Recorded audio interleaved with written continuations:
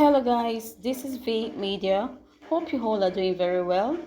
We would like you to kindly subscribe if you haven't subscribed and also turn on the notification bell just so you're notified when we upload any video. If you feel like you can also give this video a thumbs up. Thank you. On the news, Inec says candidates who campaign in churches, mosques risk jail term. Inec reminded candidates that campaigning in religious places is prohibited by the Electoral Act.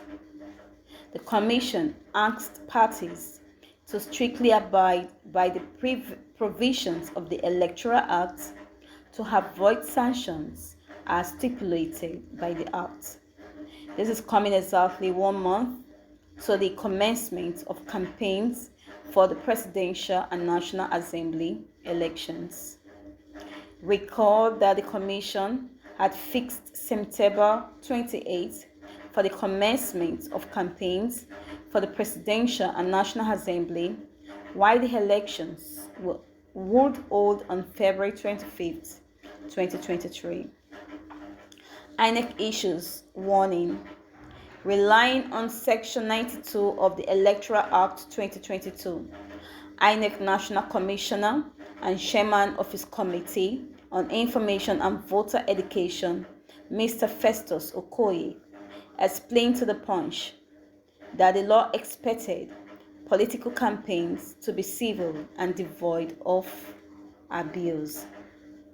The Commission also reminded the parties and their candidates that using masquerades, public facilities, and religious centers for campaign is prohibited and offenders could be liable to punishment, which includes imprisonment. This is a departure from previous electionary where some political parties usually deploy all kinds of theatrics, including the use of masquerades to entertain the crowd at their rallies. Some also go as far as clandestinely campaigning in public and religious centers like churches and mosques, all in a bid to woo worshippers and civil servants alike. The position of the law, but quoting from the provisions of the section, Okoye said, Section 92 of the Electoral Act makes it mandatory that a political campaign or slogan shall not be tainted with abuse language, directly or indirectly, likely to injure religious, ethnic, tribal, or sectional feelings.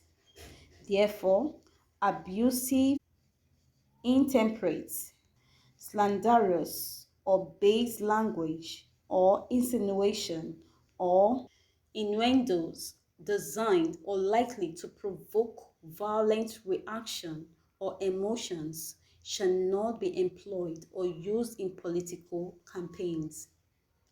Subsection 3 states that places designated for religious worship, police stations, and public offices shall not be used for political campaigns, rallies, and processions, or to promote, propagate, or attack political parties, candidates, or their programs or ideologies.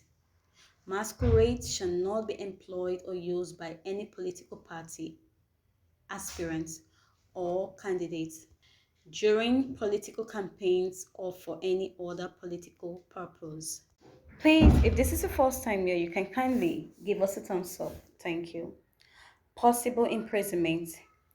Emphasizing on the need for compliance, Okoye noted that the Electoral Act already spelled out sanctions for violators and stressed that adherence to the law should be prioritized by all the parties and candidates.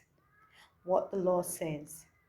In tandem with subsection 7a(b) and 8, the Inec Commissioner said a political party aspirant or candidate who contravenes any of the provisions of Section 92 of the Act commits an offense and is liable on conviction in the case of an aspirant or candidate to a maximum fine of 1 million naira or imprisonment for a term of 12 months. And in the case of a political party, to a fine of 2 million naira in the first instance and 1 million naira for any subsequent offense.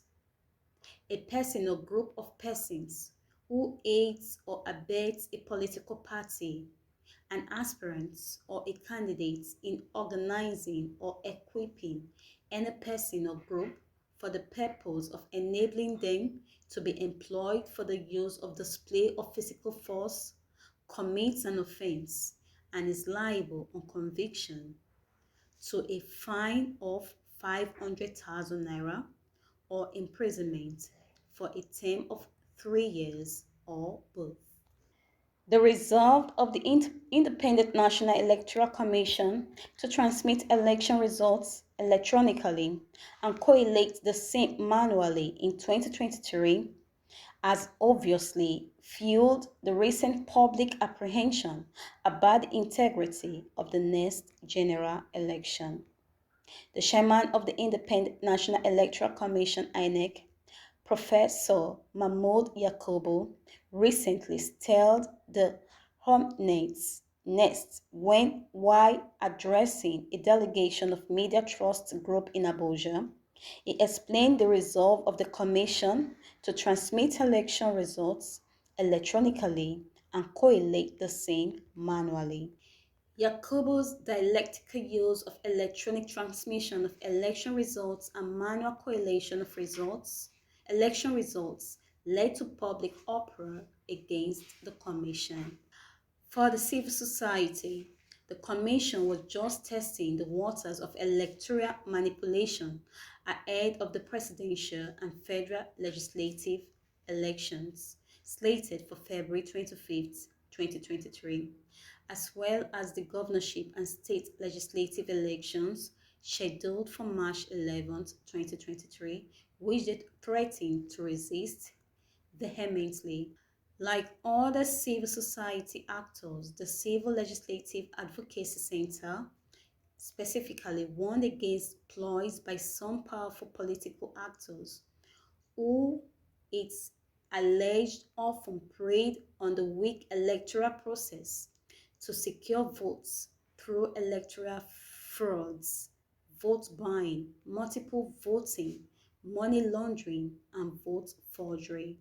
For the opposition parties too, INEC has already started pandering to the overtune of the ruling party, which they claimed marred the outcome of the 2019 presidential election. Conscious of what happened in 2019, the opposition parties have now prepared to avert the repeats of similar errors wherever they manifest before or during the 2023 elections.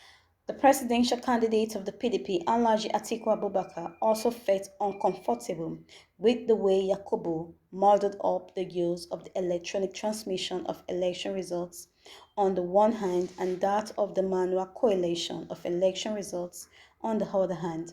As a result, he was concerned about INEC's integrity to conduct credible and transparent elections in 2023.